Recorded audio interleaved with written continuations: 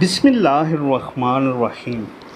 वो नुस्खा जो आपकी ज़िंदगी से इंतहाई बड़ा मसला ख़त्म कर देगा।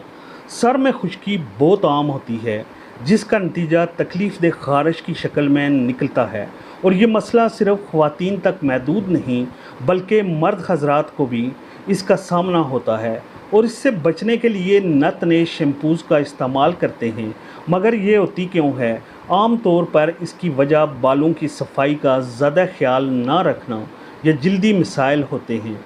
माहिरीन तो अक्सर खुश्की का बायस नाकस ग़िज़ा को करार देते हैं।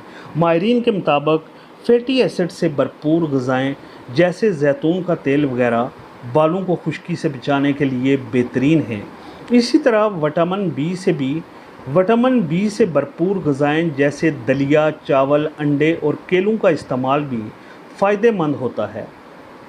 खुश्की से निजात के लिए सादा मगर दिलचस्प टोटका जो कि पेश खिदमत है, एस्प्रिन ऐसे अज्जा सिलिकाइलिक एसिड से भरपूर दवा है जो पेशतर खुश्की से निजात दिलाने वाले शैम्पूज़ का हिस्सा होते हैं।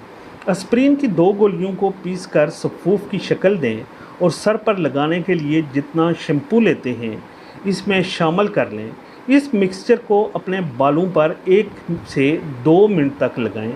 1 से 2 मिनट तक लगा रहने दें और फिर अच्छी तरह धो लें। इसके बाद फिर सादा शैम्पू से सर को धोएं। आप इसका असर देखकर हैरान रह जाएंगे।